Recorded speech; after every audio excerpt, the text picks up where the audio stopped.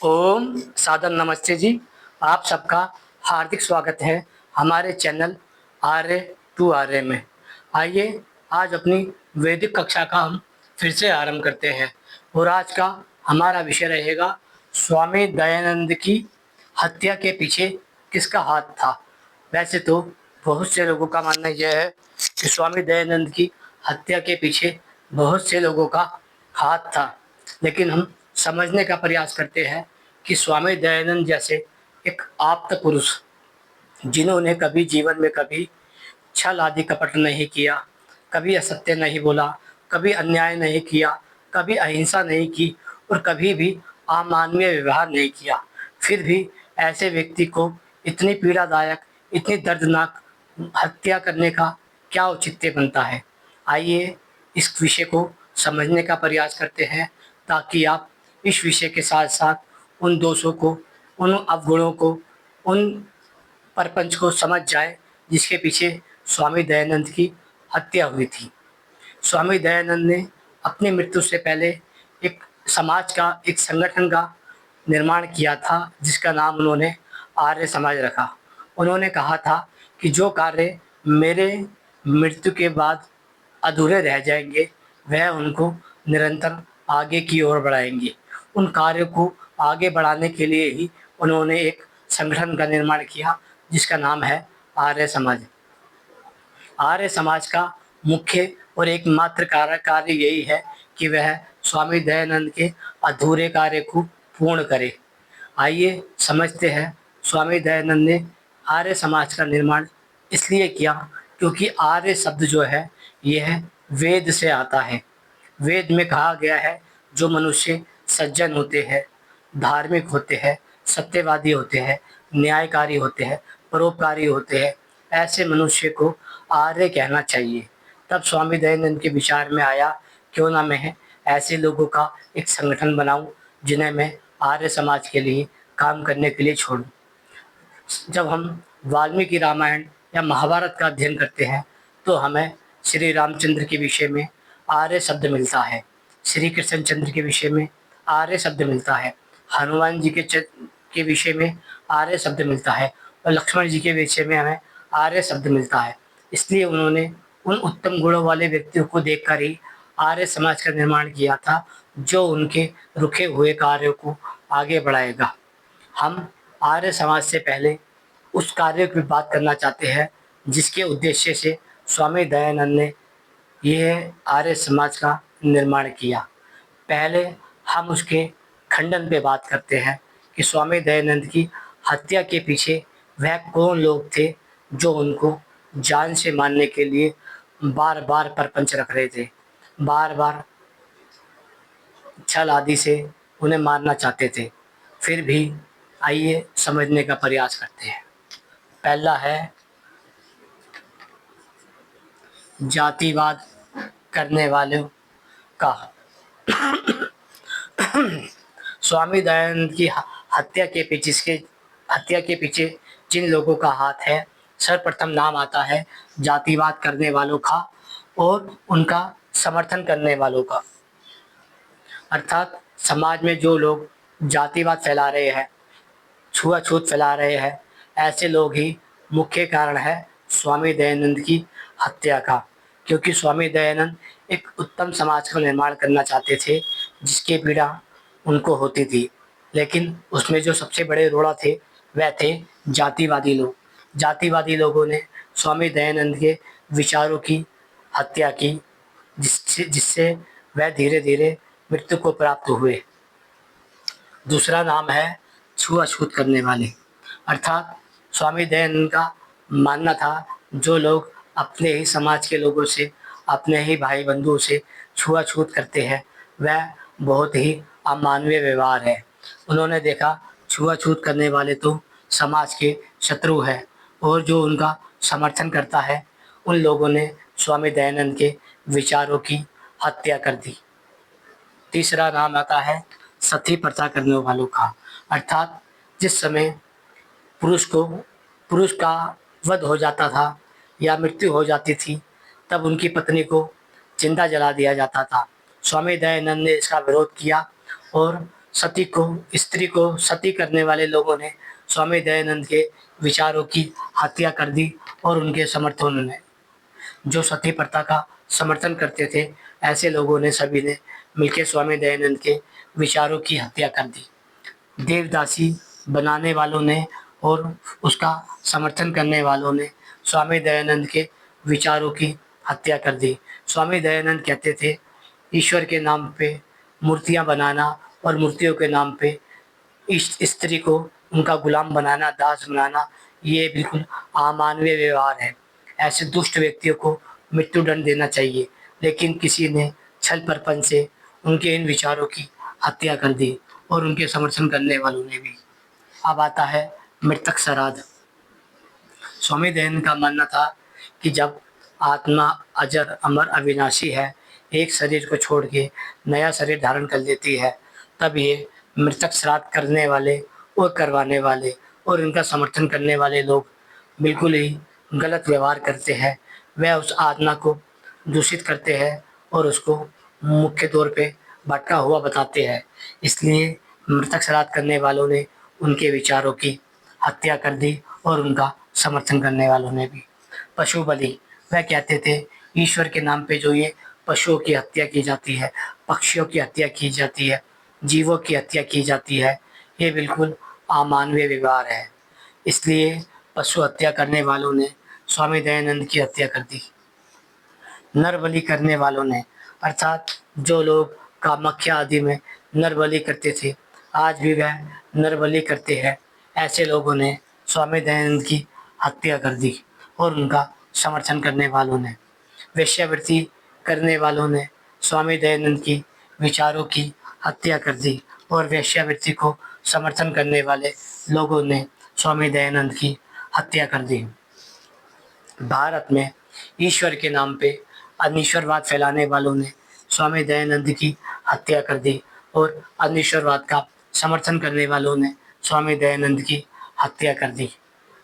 पाखंड फैलाने वालों ने स्वामी दयानंद की हत्या कर दी और पाखंड का समर्थन करने वालों ने स्वामी दयानंद की हत्या कर दी। अंधविश्वास फैलाने वालों ने स्वामी दयानंद की हत्या कर दी और उनका समर्थन करने वालों ने स्वामी दयानंद की हत्या कर दी।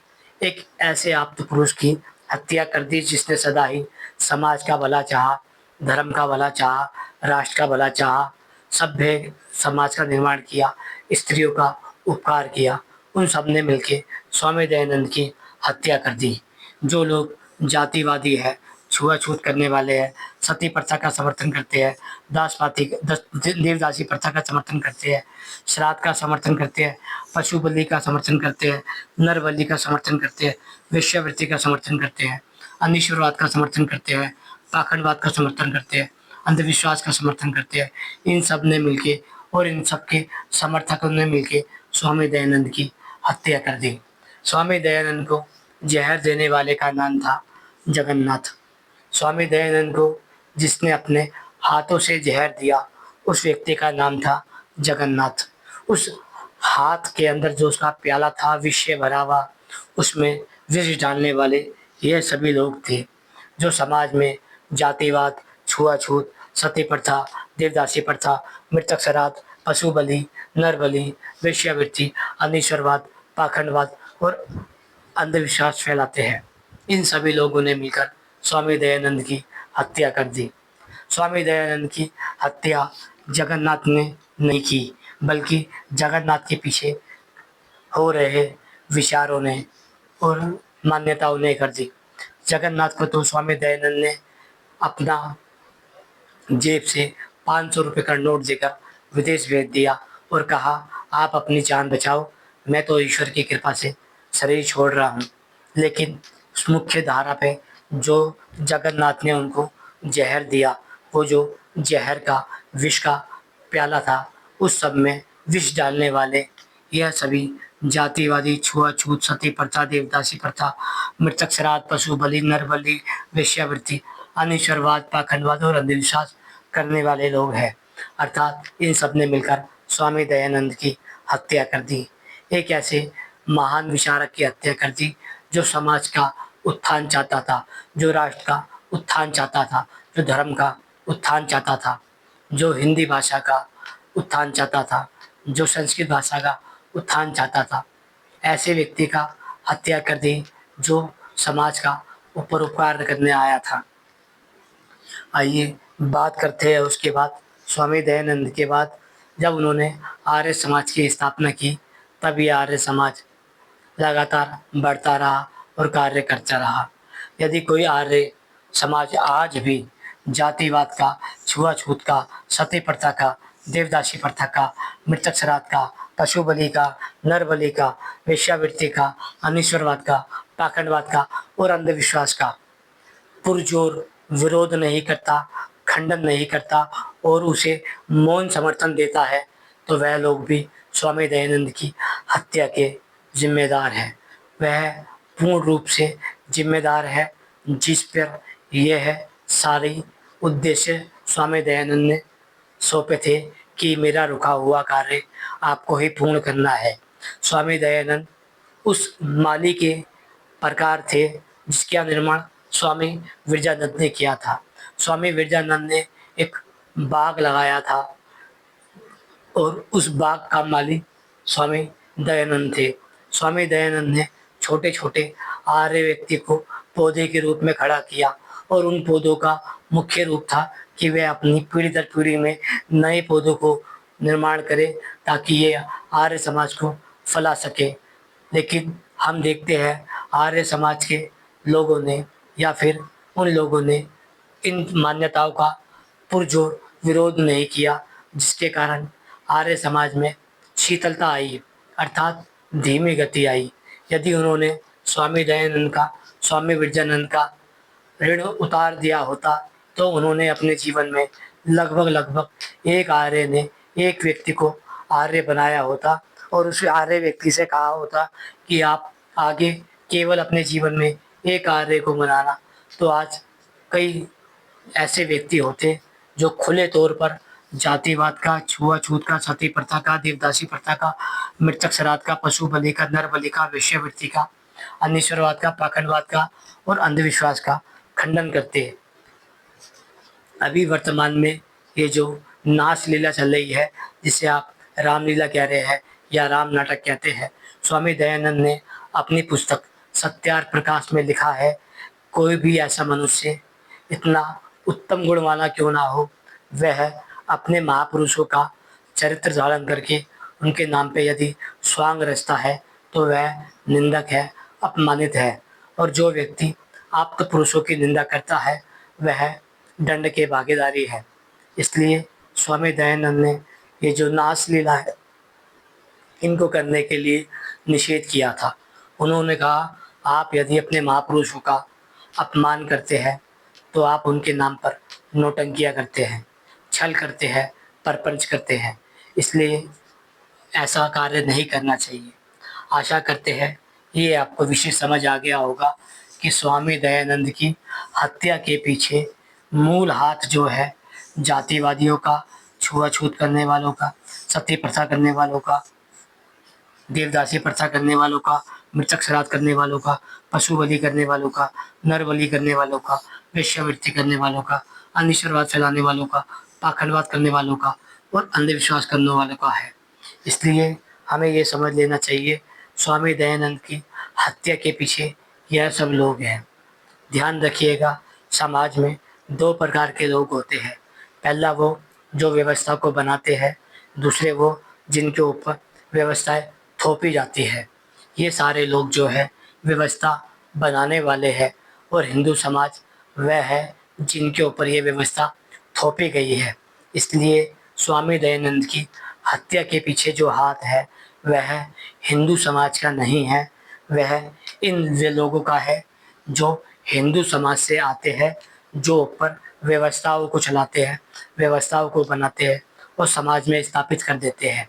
आशा करते हैं ये विषय आपको सरलता से समझ आ गया होगा।